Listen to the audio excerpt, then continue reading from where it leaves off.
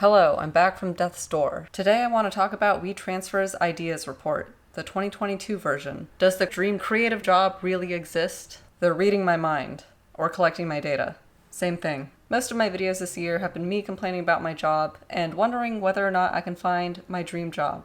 Or at least a job that I would like better than the one I have now. It's at least nice to know that thousands of other people are wondering the same thing. Quit dreaming about your dream job. It doesn't exist. Well, I guess that answers that.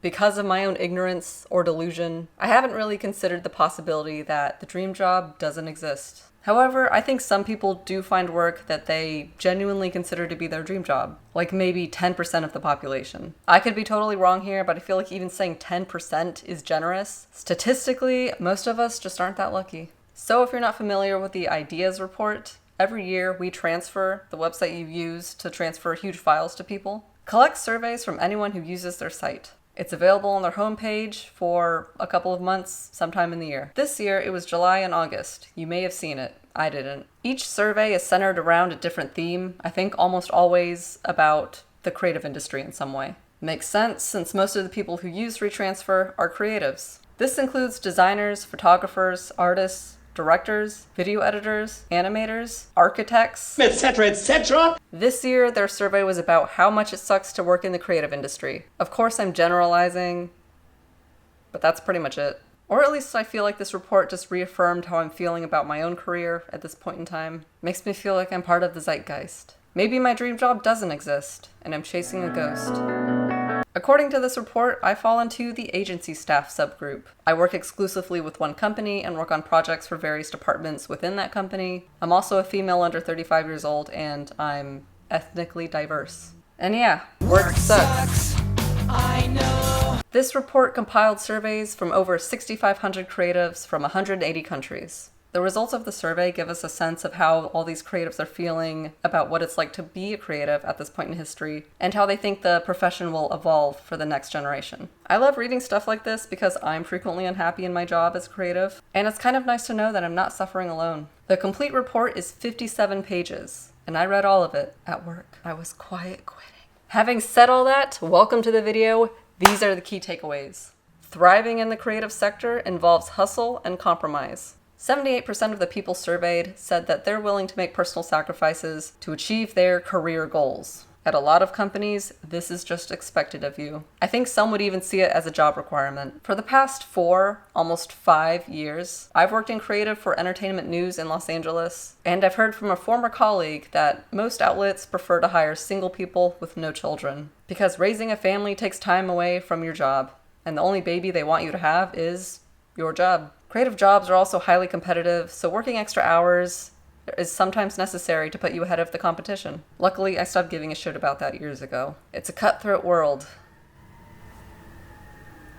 Hard work does not equal success. You can work as long and as hard as you want. However, that does not guarantee you a raise or a promotion or public recognition. Over 90% feel that there's a general ignorance about the behind-the-scenes work involved in their jobs, and over half feel underappreciated by their peers, bosses, and clients. You know, most non-creative people just don't understand the creative process, so they're less likely to reward you for the extra time you may have to put into your work. I think we can all agree that all jobs take time to do right. Creative jobs are no exception. I would say even especially creative jobs take more time to do right, because you can't rush art, bitch. Money isn't the prime motivator for creatives. Success isn't just about making a lot of money and being able to afford nice things. Most of the people surveyed said that success is having social responsibility, personal growth, and quality time outside of work. Having the freedom to choose when you get to do those things sounds like success to me, especially the quality time outside of work. I'm socially responsible. Well, I guess that's for you to decide. And I'm growing as a person, or at least I try to. But I feel like the amount of time I get to enjoy while not working is lacking, and I need more of it. Having more time outside of work also helps personal growth, because we're not defined by our jobs. 60% of creatives aren't getting income from social media posts. I'm in this group. YouTube is social media.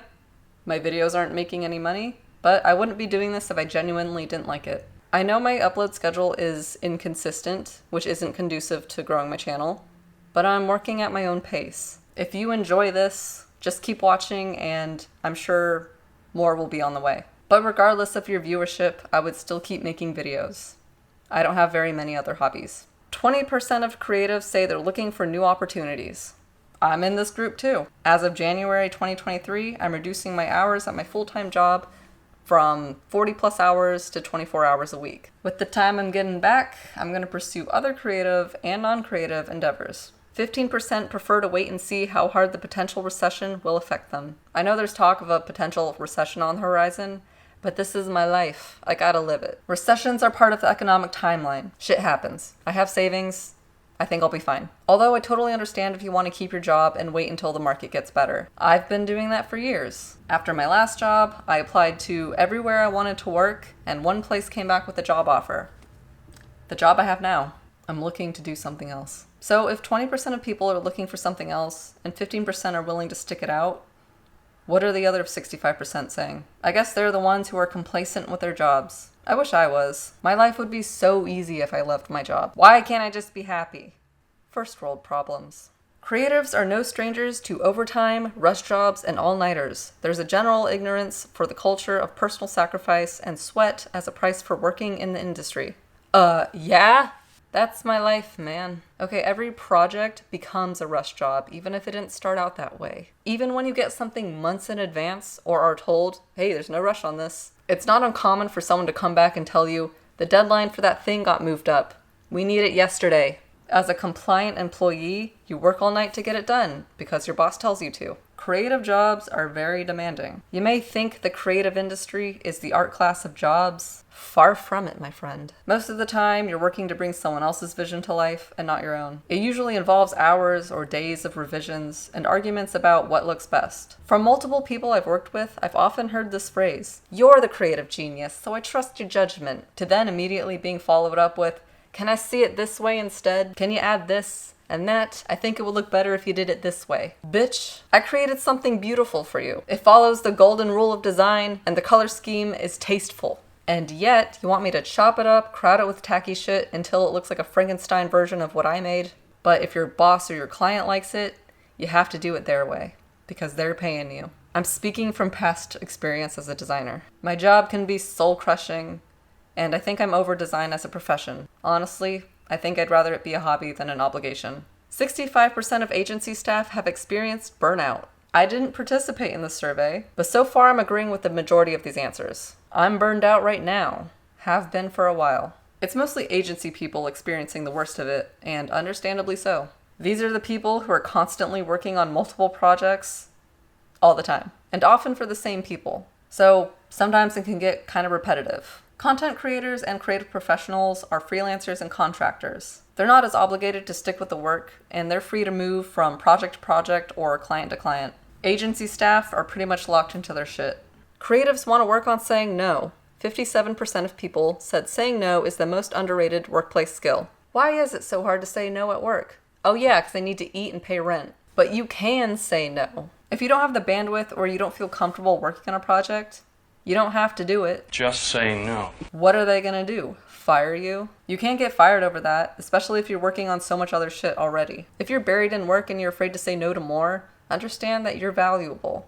Your boss can't design shit. That's why they hired you. They need you. It's okay to go at your own pace and say no to things so that you can focus on more important shit. Just say no! Like I said, you can't rush art. If they want something fast, just tell them it'll be ugly. Self-promotion is the key to getting ahead. Unless you can afford to hire an agent or a publicist, no one else is going to promote you. So you have to do it yourself. Personally, I'm just too tired to self-promote. I also work full-time for a company that keeps me plenty busy, and I'm not looking for more responsibility. But if I want to grow as a content creator, then yeah, I guess I have to self-promote. It just feels weird to me. Content creators aren't rich, but they're happy. When it comes to work, they probably have the most autonomy out of everyone, and that counts for a lot. Personally, I'm willing to forgo a raise if it means I get more time for myself. For example, when I'm working on these videos, I'm enjoying my time more than when I'm working on something for my company. I have complete ownership and final approval of everything I do for this channel. It's not making money, but I keep doing it because I like it, and it has the potential to grow and make money maybe someday. Until then, I'm just having fun. So those were all the main takeaways from this report. In the PDF version, you can read an interview of 6 experts that represent the 3 creative subgroups in the survey. Take it or leave it if you want. I think it's interesting to read people's thoughts about working in the creative field, but it's a small sample of much more successful people in the industry. So I feel like it's not entirely representative of the majority of the people working in the field. Most creatives are underpaid, overworked, and most of the time their hard work is underappreciated or it's not recognized at all. A lot of them are also working like crazy just to get their names out there for bigger and better opportunities. But generally with slow growth, because it is a highly competitive field, it's like going into acting almost. Well, I guess acting is also technically creative. There's just a lot of fish in the sea. I know that's kind of a downer, especially if you're thinking about working in creative, but just know what you're getting into. These are the realities. These are people's experiences who are working in the creative industry. I'm not saying you can't make it. You might. So to bring us home, where we go to cry in peace, I think WeTransfer's ideas reports are interesting insight into what it's like to work in the creative field, according to the people who go through it every day. The web-facing version of this report has some fun interactive elements on the page, and the animations can be quite satisfying. I also like their icons and infographics. Simple line drawings are more my style, and theirs are effectively used.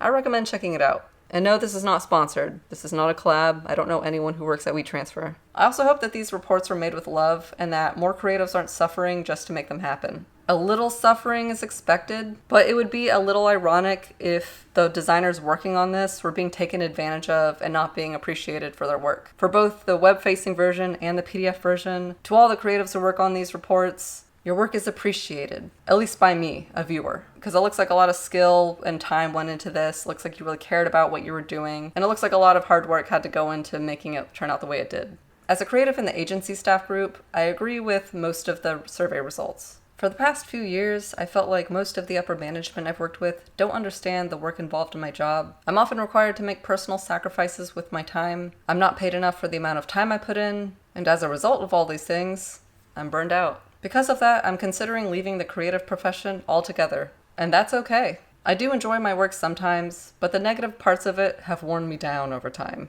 And I feel like I'm just getting too old to put up with it anymore. When I think about what's truly important to me and what would bring joy in my life, it's not the work that I'm doing at my job. I think I would be happier doing something else. Also, I don't want to cry at my job anymore.